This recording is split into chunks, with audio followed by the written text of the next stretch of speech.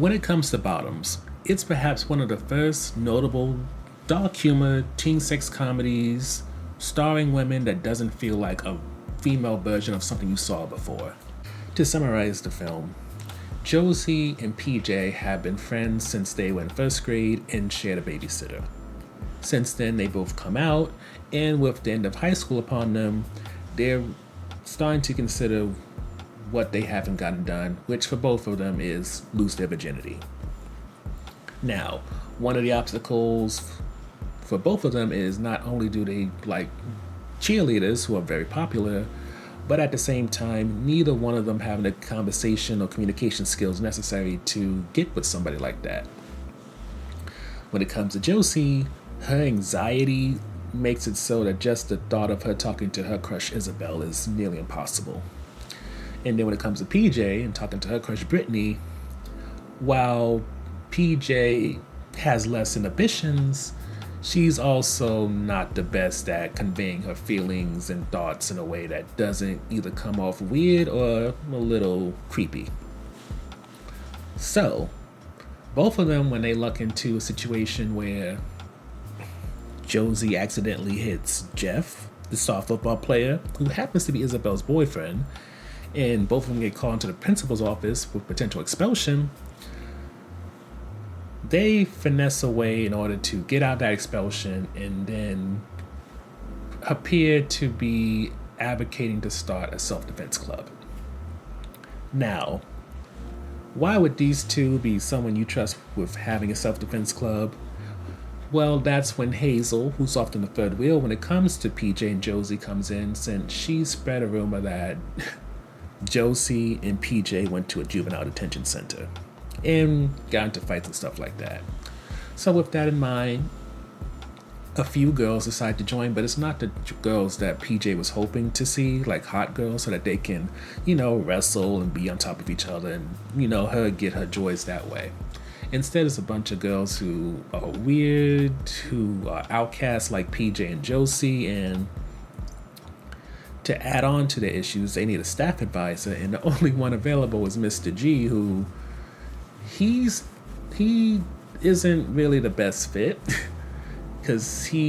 with him going through a divorce, he's very anti-woman in some ways, but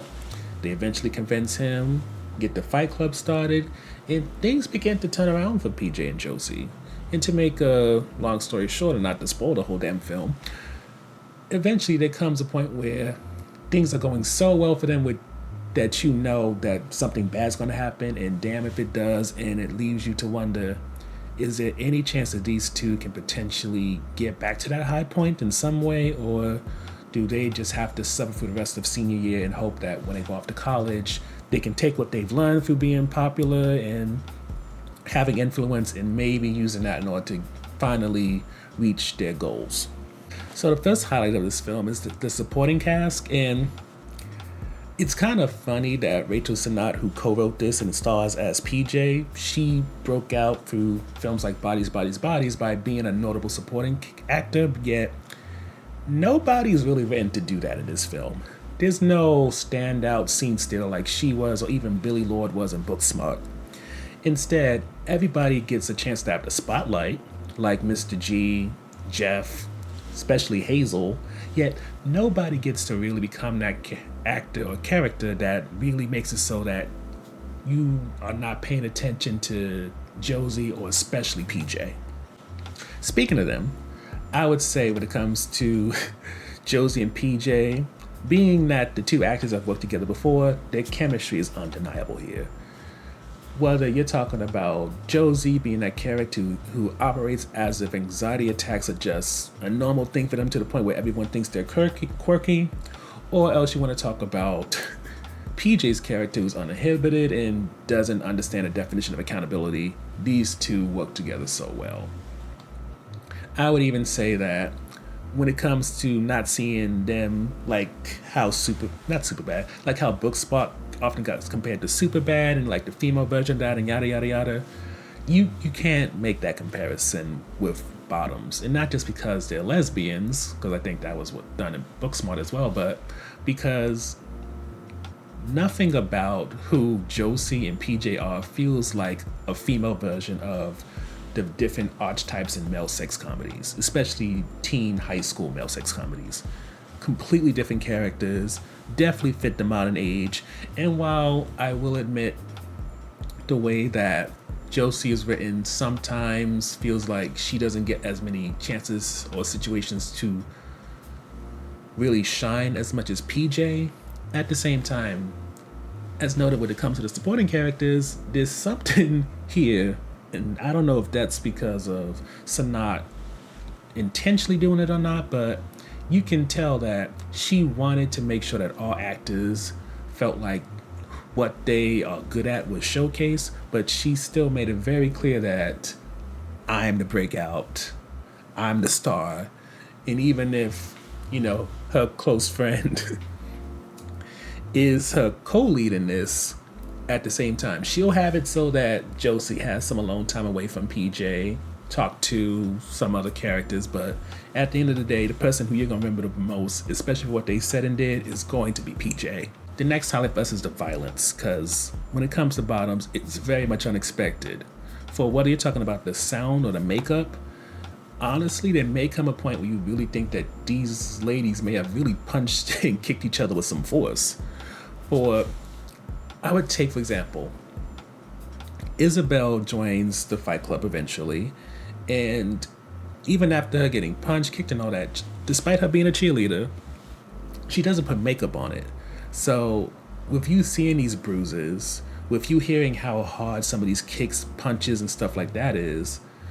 and seeing broken noses and everything, it leaves you in this feeling like maybe they really were hitting each other. And granted, they probably didn't, because insurance purposes and these actors' contracts probably don't allow them to go through all that. Yet, when it comes to one fight in particular in which Hazel gets her ass whipped, it will leave you with a contorted face as you watch her go through so much in a way that will perhaps make you a little bit uncomfortable. Which leads to the last highlight, which is the comedy. And I'm not going to pretend like Rachel Sennott is the only funny one in this film. It's just, while everyone else is funny in a way that you expect, it's very different when PJ, when pushed to by Hazel to try to create a more community feeling when it comes to the Fight Club, decides to open up the meeting with so who he has been raped. Which, granted, leads to a lot of honest responses, but it's still very jarring for her to just do that and just drop that bomb like that. And that's pretty much what PJ brings to this. Her dynamic with most people is her being aggressive, confrontational even, and with her also being unfiltered on top of that, it leads to a lot of moments where you just can't hold back but laugh. And as hinted about, Sennott seems to hold all the best scenarios and dialogues for her character, so that unless you're playing off of her or she's taking the lead, you may get something decent, but you're not going to get something memorable. So the last topic is an on-offense topic, and that's just the town. When it comes to characters, you get a sense of who everyone is. But as for world building, that's not really done here much. Yes, it's established that this is likely a small town because football is so big to the point where the two teams and the towns involved can get violent with one another. Also, it's established that a lot of this town seems to be rich people, so when it comes to privilege, that's going to be a high priority. Yet, as for why this town is so weird as it is,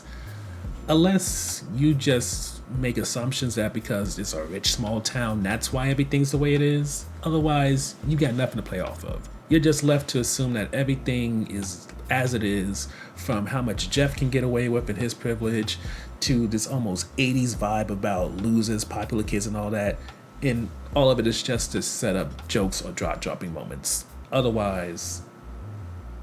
honestly, none of it may make sense to you. Overall, when it comes to Bottoms, honestly, the main thing it does is further solidify that Rachel Sennott is a prominent princess of comedy, and that her brand of obnoxious, self-absorbed, not only has legs but can be refreshed from role to role. And as for everybody else involved, honestly, I would say Marshawn Lynch, he definitely is gonna have that type of transition like Mike Tyson had from being this notable athlete to potentially a comedic star in his own right. And I would even say when it comes to Hazel's actress, just because she was able to bring a sun dramatic side to the film that was a bit unexpected, and she was the only one really allowed to explore real feelings when it comes to their character, there could be more to her in the future, especially, I mean, even with Willow being canceled. But outside of that,